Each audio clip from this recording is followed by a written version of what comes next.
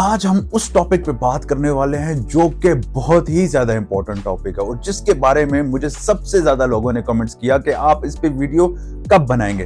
तो मैं चाहता था कि मैं सही तरह रिसर्च करके फैक्ट्स एंड फिगर्स आपके सामने लेकर आऊं और जो misconception, misinformation, disinformation internet पे अवेलेबल है वो सारी आज जो सी है हमने डिबंक करनी है। देखना है कि रियलिटी क्या है।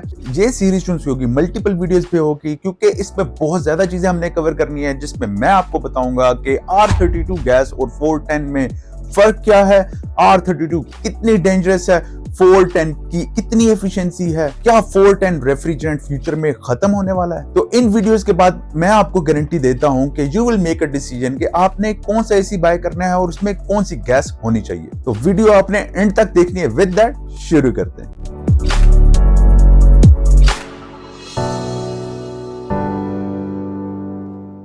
मेरा नाम है अली और आप देख रहे हैं एवरेज पाकिस्तानी गुरु और मैं आपको बताने वाला हूं कि आफ्टर रिसर्च मैंने क्या फाइंड आउट किया कि कौन सी गैस जो सी है वो ज्यादा सेफ है, कौन सी गैस सेफ नहीं है, कौन सी गैस जो सी एनवायरमेंट फ्रेंडली है, किसके अंदर ज्यादा फ्लेमेबिलिटी है और कौन सी गैस ज्यादा सेफ कंसीडर की जाती है। तो इन तमाम चीजों पे हम चेक करेंगे, कंपैरिजन करेंगे 410A का और R32 का। और यार सबसे पहले ये वीडियो जो सी है ये उन लोगों के लिए है जो वो एक ओपन माइंड के साथ वीडियो देखना चाहते हैं विद फैक्ट्स एंड फिगर्स, क्योंकि मेरी हमेशा कोशिश होती है कि मैं रिसर्च करके आपके पास एक्चुअल इंफॉर्मेशन लेकर आऊं, ना कि किसी और की वीडियो देख के या एक रस्ते पे सारी भेड़ें चल रही हैं उन्हीं को फॉलो करना शुरू कर दें कि जी ये होने जा रहा है, वो होने जा रहा है, उसने ऐसे कर दिया, वैसा कर दिया। तो इस वीडियो में मैं आपको फैक्ट एंड फिगर्स बताऊंगा और आपके लिए क्लियर कर दूंगा कि कौन सी गैस बेहतर है। सबसे पहले हम स्टार्ट करते हैं इंट्रोडक्शन से। सबसे पहले बात करेंगे R410 गैस के बारे में। R410 गैस को हाइड्रोफ्लोरोकार्बन गैस भी कहते हैं, HFC। अब इतने मुश्किल वर्ड का मतलब क्या है? इसका मतलब ये है हाइड्रोफ्लोरोकार्बन, यानी इसके अंदर हाइड्रोजन, फ्लोरीन और कार्बन जो सी होती है इन तीनों का मिल के बनती है।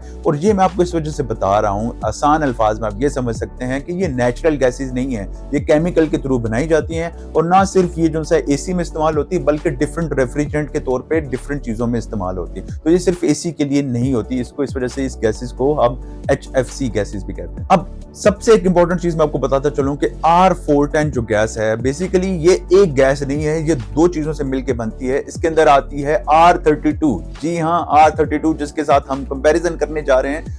50% जो सी वो गैस R410 के अंदर भी होती है। उसके अलावा इसके अंदर होती है R125, यानी कि R410 जो गैस है वो मिक्सचर है R32 और R125 का। ये गैस जो सी है आज से तकरीबन 20 साल पहले से इस्तेमाल हो रही है और पूरी दुनिया में इसका इस्तेमाल किया जा रहा है। इसको काफी पुरानी गैस कंसीडर किया जाता है। ये नॉन फ्लेमेबल गैस है, इस वजह से इसको काफी सेफ गैस कंसीडर किया जाता था। तो ये है बेसिक इंट्रोडक्शन R410 गैस का। अब बात करते हैं R32 के बारे में। R32 भी प्योर HFC गैस है, यानी हाइड्रोफ्लोरोकार्बन गैस है। जैसे कि मैंने आपको बताया कि R410 में R32 यानी R32 गैस भी होती है, लेकिन अगर इसको सिर्फ अकेले इस्तेमाल किया जाए तो ये ज्यादा एफिशिएंट काम करती है। लेकिन इसको माइल्डली फ्लेमेबल भी कहा जाता है। माइल्डली फ्लेमेबल का मतलब क्या है कि यानी ये गैस जो सी है ये फ्लेमेबल है लेकिन माइल्डली। अब लोग कहेंगे कि जी हम माइल्डली को कैसे पता करेंगे, माइल्डली होता क्या है और कितनी हद तक ये जो सी गैस खतरनाक है। तो इसको A2L क्लास गैस कहा जाता है। अगर मैं आपको A2L के बारे में बताऊं, जो कि बहुत सी वीडियो लोग बनाते हैं लेकिन उससे बताते नहीं है कि A2L क्लास होता क्या है, तो उससे आपको काफी हद तक समझ आ जाएगी कि R32 गैस जो सी है वो किस क्लासिफिकेशन में आती है। ए जो सा होता है वो बताता है आपको कि ये गैस जो सी है लो टॉक्सिसिटी है, यानी ये टॉक्सिक गैस नहीं है, इससे आपका सांस नहीं रुकने वाला, इससे आपका दम नहीं घुटने वाला और ना ही कोई ऐसी गैस है कि जिसकी वजह से आपको कोई बीमारी हो सके। जो A2L के अंदर जो 2 है उसका मतलब ये है कि ये गैस जो सी है वो कितनी फ्लेमेबल है। 2 यानी ये काफी लोअर फ्लेमेबल गैस है, इसको हम फ्लेमेबल कंसीडर ज्यादा नहीं कर सकते। अगर आप इंटरनेट पे रिसर्च भी करें तो A2L की जो एक आपको पूरा ग्राफ मिल जाएगा, एक पूरी इमेज मिल जाएगी, उस पर आप इजीली देख सकते हैं कि कौन सी हाईली फ्लेमेबल गैसेस हैं, कौन सी लोअर फ्लेमेबल गैसेस हैं। तो जो R32 है वो लो फ्लेमेबल गैस में आती है और जो A2L के अंदर जो L है वो ये डिनोट करता है कि ये गैस जो सी है स्लोली बर्न आउट होती है। ये जो A2L क्लासिफिकेशन है ये भी बताती है कि जो A2L के अंदर जो गैसेस आती हैं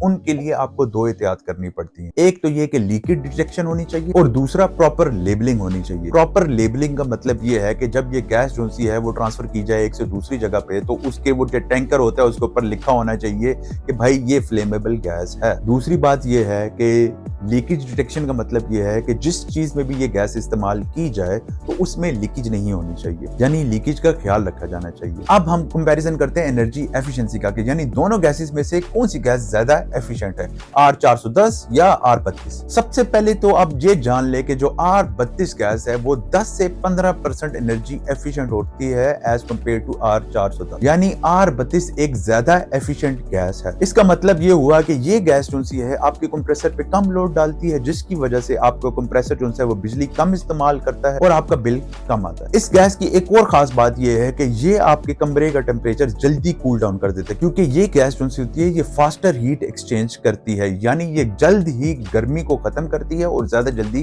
कूलिंग लेकर आती है। तो यानी अगर आप एनर्जी एफिशिएंट हैं तो ये गैस काफी बेहतर है। अब बात करें R410 के बारे में, तो यानी ये गैस जो है ये R32 से कम एफिशिएंट है, कंप्रेसर पे ज्यादा लोड डालती है, यानी अगर आप एक R32 वाला एसी ऑन करेंगे और एक R410 वाला एसी ऑन करेंगे तो R32 वाला एसी जो है वो ज्यादा जल्दी कूलिंग करेगा, ज्यादा जल्दी टेम्परेचर को रीच करेगा एज कंपेयर टू R410, जिसकी वजह से R410 वाले एसी जो है वो ज्यादा बिजली भी लेगा, ज्यादा इलेक्ट्रिसिटी बिल भी आएगा आपका, क्योंकि उसकी एफिशिएंसी R32 से कम है। सो जितने भी R410 वाले एसी है उनकी हमेशा इलेक्ट्रिक कंजम्पशन R32 से ज्यादा होती है। तो अगर आपका मेन फोकस एनर्जी एफिशिएंसी है, यानी आप बिजली की बचत करना चाहते हैं, आप चाहते हैं कि आपका कमरा जो है वो जल्दी कूल हो जाए, तो आपकी चॉइस होनी चाहिए R32 एनर्जी एफिशिएंसी में। अब हम बात करते हैं एनवायरमेंटल इंपैक्ट के बारे में, और ये वो टॉपिक है जिसके ऊपर बहुत से लोग पाकिस्तान में ध्यान नहीं देते, लेकिन इसी टॉपिक की वजह से, इस पे ना ध्यान देने की वजह से हमारे मुल्क में आए दिन कुछ ना कुछ हो रहा होता है। और पाकिस्तान दुनिया के उन मुल्कों में है जिनमें सबसे ज्यादा ग्लोबल वार्मिंग का इफेक्ट होता है।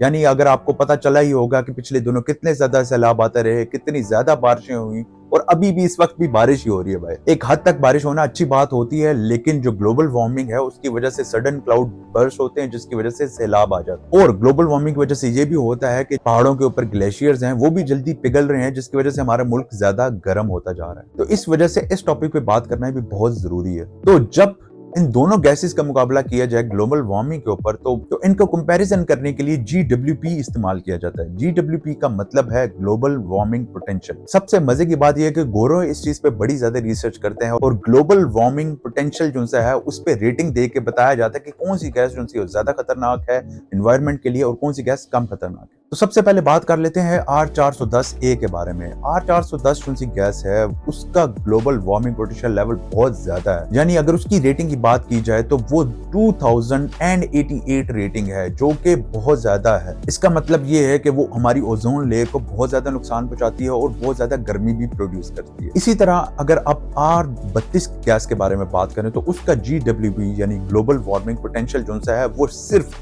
675 है, यानी वो उससे 3 से भी ज्यादा गुना कम जो सा है ग्लोबल वार्मिंग पोटेंशियल प्रोड्यूस करती है। तो अगर इस कंपैरिजन में देखा जाए तो R32 जो सी है वो एनवायरमेंटली अच्छी गैस कंसीडर की जाती है। अगर आप सारे दुनिया की बात करें तो इस वक्त सारी दुनिया की जो कंट्रीज हैं वो ग्लोबल वार्मिंग से अपने आप को प्रोटेक्ट करना चाह रही हैं और उनकी कोशिश होता है कि एनर्जी एफिशिएंसी पे काम किया जाए, ग्रीन एनर्जी प्रोड्यूस किया जाए, ऐसी चीजें की जाए जिसकी वजह से ज्यादा ग्लोबल वार्मिंग ना हो सके और ना ही ओजोन लेयर को नुकसान पहुंच सके। अब बात करते हैं फ्लेमेबिलिटी के बारे में, और ये वो टॉपिक है जिसके बारे में तो वो सारी बातें जो अभी क्लियर करते हैं। सबसे पहले बात करते हैं R32 के बारे में, जिसका मैंने आपको बताया कि माइल्डली फ्लेमेबल है, A2L गैस है। माइल्डली फ्लेमेबल का मतलब ये है कि इस गैस को आग लग सकती है, लेकिन क्या उसको डायरेक्टली आग लग सकती है, यानी अगर हम लाइटर ऑन कर देते तो क्या उसको आग लग जाएगी? तो इसके बारे में मैं आपको बहुत सारी डिटेल्स वीडियो भी दिखाऊंगा, आपको बताऊंगा भी कि ये कितनी खतरनाक गैस है या नहीं है खतरनाक। तो सबसे पहले भाई आप ये जान ले कि ये गैस जो सी है स्पार्क से आग नहीं पकड़ती, यानी R32 गैस जो सी है अगर एक रूम में भर भी जाती है, यानी इस पूरे रूम को अगर हम R32 गैस से भर दें और आप स्विच ऑन करेंगे तो ऐसा नहीं होगा कि धमाका हो जाएगा,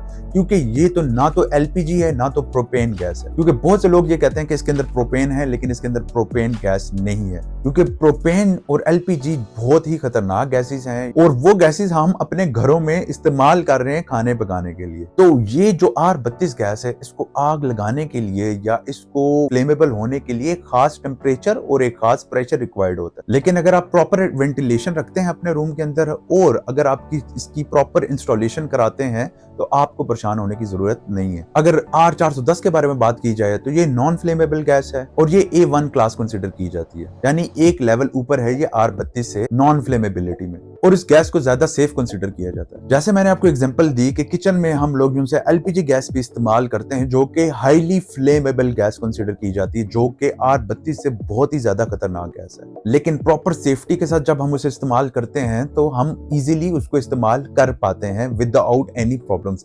इसी तरह R32 गैस वाले एसी इस्तेमाल कर रहे हैं तो उसको भी तरीके से इस्तेमाल किया जाए, उसका ख्याल रखा जाए तो ये गैस जो सी है वो खतरनाक नहीं है। लेकिन अगर फ्लेमेबिलिटी का कंपैरिजन किया जाए तो R410 जो सी है वो इसमें विनर है क्योंकि वो टोटली नॉन फ्लेमेबल। अब इसका कंपैरिजन करते हैं रिसाइकलिंग और हैंडलिंग के ऊपर। पहले बात कर लेते हैं R32 के बारे में। R32 जो सी है वो रिसाइकेबल गैस है, यानी आप उसको साफ करके दोबारा इस्तेमाल कर सकते हैं, और साफ करने का मतलब यह है प्योरीफाई करके आप उसको दोबारा इस्तेमाल कर सकते हैं। एक और चीज मैं आपको बताता चलूं कि R32 गैस की क्वांटिटी कम चाहिए होती है एज कम्पेयर टू R410। तो अगर आपने एसी में ये गैस फिल करनी है तो ये उतनी ज्यादा गैस नहीं डलेगी जितनी R410 डलती है। लेकिन अगर हैंडलिंग की बात की जाए तो R32 गैस जिससे भी आप डलवा रहे हैं तो मेक श्योर कि वो सर्टिफाइड लोग हों। अगर आप R32 गैस डलवाना भी चाह रहे हैं या उसकी मेंटेनेंस भी कराना चाह रहे हैं एसी की, तो मेक श्योर कि जिस कंपनी से आपने एसी लिया है आप उनके सर्टिफाइड टेक्नीशियंस बुला के उन्हीं से काम करवाएं।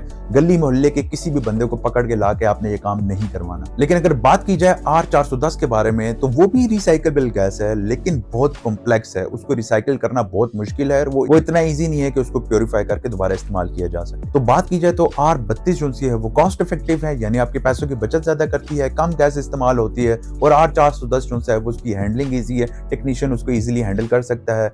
अगर आप R32 इस्तेमाल करना चाह रहे हैं तो आपको टेक्निकल सर्टिफाइड टेक्नीशियन चाहिए होगा। अब बात करते हैं मार्केट ट्रेंड्स के बारे में, यानी मार्केट में क्या चल रहा है। अगर 2025 की बात की जाए तो R410 गैसेस के एसी जो से वो आहिस्ता आहिस्ता कम हो रहे हैं। जैसे कि मैंने आपको पहले बताया था कि ग्लोबली R32 को ज्यादा बेहतर कंसीडर किया जाता है, इस वजह से R410 के एसी आहिस्ता आहिस्ता आना कम हो जाएंगे। और आजकल ऑलमोस्ट हर ब्रांड जो है वो R32 गैस वाले एसी भी जो है मार्केट में लेकर आ रहा है। और अगर मैं अपने पर्सनल एक्सपीरियंस के बारे में बात करूं तो मैंने इस वक्त जो सा है अपने रूम में भी R32 गैस वाले एसी इस्तेमाल कर रहा हूं, जो कि हायर का HSU 19 HFAB है। कूलिंग बहुत जल्दी करती है, एनर्जी एफिशिएंट भी है और इसका वाजिया फर्क मुझे नजर आता है। और देखें, ये बात आप पसंद करें या ना करें, फ्यूचर में पाकिस्तान में R32 गैस के एसी ही रहेंगे। कुछ अरसे में R410 गैस वाले एसी खत्म हो जाएंगे क्योंकि आहिस्ता आहिस्ता कंपनियां शिफ्ट हो रही हैं R32 गैस पे। तो इस वीडियो में मैंने आपको एक बेसिक कंपैरिजन करके बताया कि R32 और R410 बनती कैसे हैं, फ्लेमेबिलिटी उनकी कितनी है, उसका रिस्क और उसकी हैंडलिंग कैसे होती है और ज्यादा एफिशिएंट कौन सी है। तो आप फ्यूचर प्रूफ एसी बाय करना चाहते हैं तो मैं आपको रिकमेंड करूंगा एसी विद R32 गैस, क्योंकि आपके बिजली का बिल भी कम आएगा, आपको बेटर कूलिंग भी प्रोवाइड करेगा। लेकिन आपने सिर्फ एक चीज का ध्यान करना है कि जब भी आपने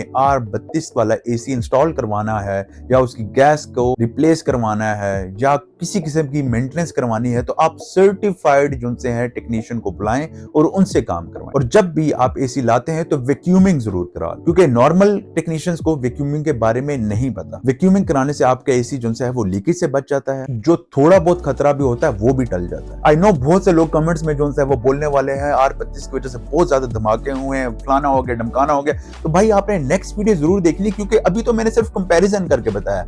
नेक्स्ट वीडियो में डिबंक करेंगे कि R32 कितनी फ्लेमेबल है और आपने देख के डिसाइड करना है कि क्या R32 वाला एसी लेना चाहिए, क्योंकि मैं ये चीज आप पे छोड़ना चाह रहा हूं। तो मेक श्योर कि आप नेक्स्ट वीडियो जरूर देखें। अगर आपको ये वीडियो हेल्पफुल लगे तो मेक श्योर कि लाइक करें, सब्सक्राइब करें मेरे चैनल को, और मेरे ऑलमोस्ट 5000 सब्सक्राइबर्स होने वाले हैं, तो प्लीज हेल्प मी। अगर आपने अभी तक सब्सक्राइब नहीं किया हुआ तो सब्सक्राइब कर लें। आप सब्सक्राइब करेंगे तो इट विल मोटिवेट मी और मैं आपके लिए इसी तरह बहुत ज्यादा हेल्पफुल वीडियोस बनाता रहूंगा। और अगेन मेरी कोशिश होती है कि मैं जो भी इंफॉर्मेशन आपको प्रोवाइड करूं वो एक प्रॉपर रिसर्च के बाद आपको प्रोवाइड करूं, ना कि सुनी सुनाई बातें हो। तो मिलते हैं फिर अगली वीडियो में।